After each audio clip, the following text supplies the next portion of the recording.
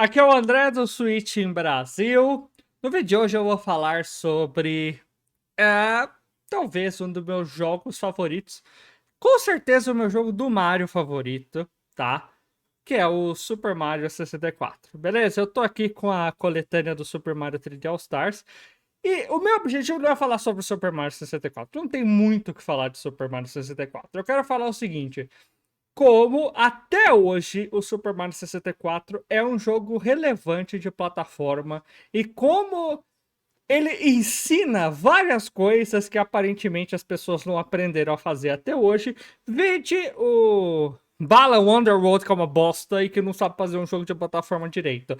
E vários outros jogos, como Yooka-Laylee também, tá? O primeiro Yooka-Laylee que saiu também não é muito bom. Como esses jogos aí de plataforma barra colecionáveis não aprenderam com um jogo tão antigo que tem 20 anos e faz isso muito bem, tá? Mas vamos lá. Eu não tô aqui. Hoje em dia eu vou falar das lições do Mario 64, beleza? Bom, o que eu reclamei muito da, do vídeo de ontem, tá? É o backtracking. O que é backtracking? Backtracking é quando você chega num determinado ponto de um jogo e você precisa voltar para um ponto anterior para resolver alguma coisa para você poder prosseguir adiante, tá? Isso é backtracking. Alguns jogos vão te obrigar a fazer isso algumas vezes, alguns jogos vão tornar isso opcional caso você queira completar 100%, beleza? Vamos lá, vamos falar de Super Mario 64. O backtrack do Super Mario 64 é totalmente opcional. Por quê? Né? A gente tem que levar em consideração que devido às limitações do jogo, tá? Do Super Mario 64, por ser um jogo de cartucho de Nintendo 64, toda vez que você pegava uma estrela, você saía da sala para você poder salvar, beleza? Na época o jogo não salvava automaticamente, então isso era uma obrigação para que você salvasse o jogo e não perdesse o seu progresso, tá? Então, na época que lançou o Mario 64, isso era obrigatório. Se você, por exemplo, pegar o Mario Odyssey, você vai ver que isso é diferente. Ou seja, você não precisa sair do mundo toda vez que você pega uma lua. Por quê? Porque o jogo hoje em dia salva automaticamente toda vez que você pega uma lua. Show, tá? Então, toda vez que você sai da fase, não é como se você estivesse saindo, né? Vamos dizer assim, do mundo e estivesse fazendo um backtracking. Não, você só tá salvando o jogo e voltando de novo para sua missão, tá?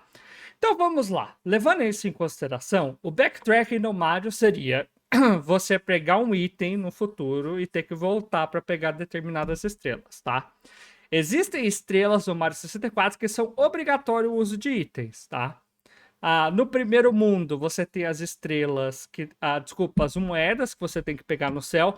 Não é obrigatório o uso do cap, né, do flying cap ou do chapéu voador, mas ele torna essa missão muito mais fácil, embora não seja obrigatório que você pode pegar com canhão. Mas enfim, tá? Vamos levar em consideração que você precisa do chapéuzinho para você completar essa missão especificamente, tá? No segundo mundo, que é o Home Fortress, por exemplo, você não precisa de nada. Você consegue pegar todas as estrelas sem nenhum auxílio externo.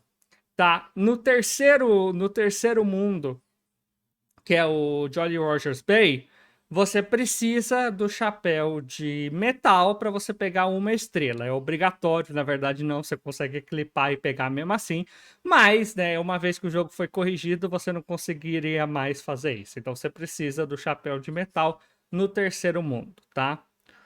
No quarto mundo, que é o Cuckoo Mountain, também não é obrigatório o uso de nenhum chapéu para nada, tá? Você não precisa dele para nada. Depois disso, você tem as fases secretas e o Bouncer, que também não é obrigatório o uso de chapéu. Beleza? Então, assim, na primeira parte do jogo, tá? Você precisa de 8 estrelas para progredir. Como eu falei, você só precisa de 2 estrelas com o chapéu. Ou seja, 2 estrelas você vai precisar fazer backtracking, beleza? Mais para frente, você vai precisar para algumas estrelas, beleza? Beleza? Por exemplo, Haze Maze Cave, você vai precisar do Metal Cap para pegar pelo menos 2 estrelas, tá? Pelo menos 2, tá? porque são praticamente obrigatórias, que é uma que fica escondida atrás de uma porta, que você precisa do Metal Cap para acionar o botão, e a estrela que está perdido no labirinto embaixo da terra, que você precisa do Metal Cap para não ficar tomando dano, tá?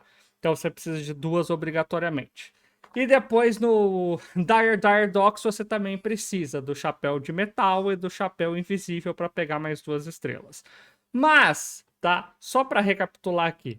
Você não vai precisar, para completar o jogo, dos 3 chapéus. Por quê? Porque o jogo tem estrela o suficiente para você pegar sem auxílio nenhum, de maneira que você não precise voltar para pegar nenhuma estrela. Então, se você jogar normalmente e pegar todas as estrelas que estão disponíveis, você chega no final do jogo e derrota o Bowser com pelo menos 70 estrelas sem se preocupar com nada. Então, isso é um jogo bem feito. Por quê? Ele não te obriga a ficar repetindo as coisas.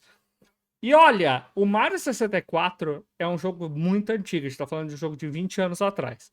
E mesmo assim, ele muda toda vez que você volta numa fase, porque ele tem algumas alterações. Quando você derrota o Big Bomb no topo da montanha, você libera o Koopa Race. Então é uma outra coisa. Quando você derrota o Koopa Race, você pode conversar com a bombinha para liberar o canhão, beleza? Então, assim, o jogo ele vai se alterando. No Cuckoo Mountain, por exemplo, quando você desce o slide, né, você ganha uma estrela. Quando você devolve o pinguim para a mamãe, você ganha outra estrela. Quando você entra no slide de novo, a mamãe pinguim vai te desafiar para uma corrida para você ganhar mais uma estrela. Ou seja, o jogo vai evoluindo, ele vai mudando mesmo que não mude. No Jolly Rogers Bay, quando você tira a... Gente, esqueci o nome do bicho em português. Enfim, o peixão do barco, tá? O peixão vai para um outro lado, ele vai ficar numa caverna, ele vai ficar com uma estrela no rabo, e o barco sai de baixo e flutua para cima, onde tem as moedas vermelhas. Então, olha, um jogo tão limitado, tem tantas mudanças para que o jogo não fique monótono. Olha que coisa incrível! O Mario 64 é um belíssimo exemplo de como fazer um bom jogo de plataforma 3D. O jogo não se repete, você não é obrigado a ficar voltando nas fases para pegar estrelas se você não quiser. Você faz isso apenas se você estiver interessado. O jogo não te obriga a achar todos os segredos para completar. Você faz isso se você quiser completar 100%. Isso é um belo exemplo de um jogo que sabe o que está fazendo, é um exemplo de um jogo que entende o que é um jogo de plataforma 3D. E muitos desses do que é o Mario 64 foi reutilizado no Mario Odyssey. O Mario Odyssey, por exemplo, também não te obriga a ficar voltando nas fases, porque uma vez que você libera a próxima, você não precisa voltar. Uma vez que você termina o jogo, você volta se você tiver interesse em procurar todas as luas. Outra coisa, as estrelas principais, ou no caso, as luas principais do Mario Odyssey, elas são mais lineares, para que você, uma pessoa que não tenha muito conhecimento do jogo, não precise ficar perdido procurando estrelas. Você vai seguir em linha reta e você automaticamente vai pegando as estrelas que você precisa. Isso é um bom design de jogo. Isso é um jogo bem feito, um jogo que te guia, né, principalmente as crianças mais novas que não têm essa ideia de ficar explorando o mapa, sabem o que estão fazendo. E aí você pega o Balan Wonderworld, que é tudo espalhado de qualquer jeito, que você tem que ir no 7º mundo para liberar a estrela do 1º mundo, e aí você tem que ficar trazendo roupinha de um lado pro outro, entendeu? Isso é um jogo mal feito, um jogo que não foi planejado, um jogo que começa a ficar entediante, irritante, chato, porque você tem que ficar voltando nas coisas e fazendo aquilo de novo, de novo, de novo. No Mario 64, você não precisa repetir o que você faz, porque toda vez que você precisa voltar para zerar 100% é algo novo, é uma mudança diferente, é um item diferente que você está pegando para fazer algo diferente na fase.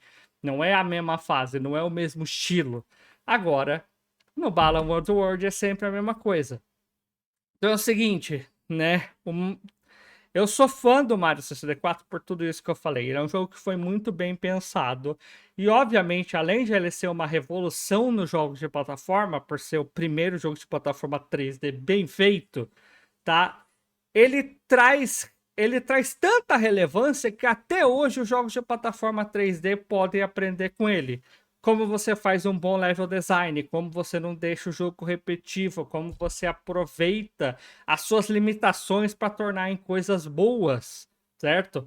Mais uma vez, o Mario 64 tinha várias limitações e nem por isso ele deixa de ser fantástico, nem por isso ele aprende, sabe? Com os problemas dessas limitações para trazer coisas diferentes. Ah, a gente não pode trazer várias fases diferentes porque o jogo não permite. Beleza, então vamos alterar pedacinhos das nossas próprias fases que a gente já tem para que dê uma experiência nova, mesmo que seja a mesma fase. Olha que coisa bacana. Bom, vocês sabem, tá? Eu sou um super fã de Mario 64. É o jogo que mais recebe speedrun no mundo até hoje. E é merecido, o jogo é muito bem feito. Até hoje, 20 anos depois, se você quiser fazer um bom jogo de plataforma 3D, você olha para o Mario 64 e faz algo igual ele fez.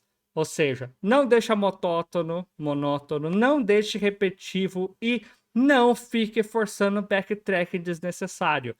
Toda vez que algum jogo força backtracking desnecessário, ele fica chato, ele fica entediante. Eu vou dar um outro exemplo de um jogo que nem é de plataforma, é um jogo de RPG. Chrono Trigger. Chrono Trigger é uma obra de arte. Como jogo, música, história, tudo dele é fantástico. Chrono Trigger não te obriga a fazer backtrack. Existem momentos que você vai precisar fazer um pouquinho de backtracking para liberar áreas novas, mas é isso, você não é obrigado a ficar voltando no mesmo lugar. E isso é um bom jogo de RPG, é um excelente jogo de RPG, porque não te obriga a fazer backtrack. Agora, sabe jogos de RPG que começam a ficar chatos? Jogos que te obrigam a ficar fazendo backtracking. Ninguém gosta desse estilo de jogo. É isso. Backtrack desnecessário fica chato, backtrack desnecessário fica repetitivo. E Mario 64 não te obriga a fazer isso. Então, se você não jogou Mario 64 ainda, jogue, porque é um excelente jogo até hoje. E aprenda, principalmente se você quiser fazer um jogo no futuro, como fazer um jogo direito. Então é isso aí, galera. Vou ficando por aqui. Valeu, falou, um abraço, até a próxima e fui!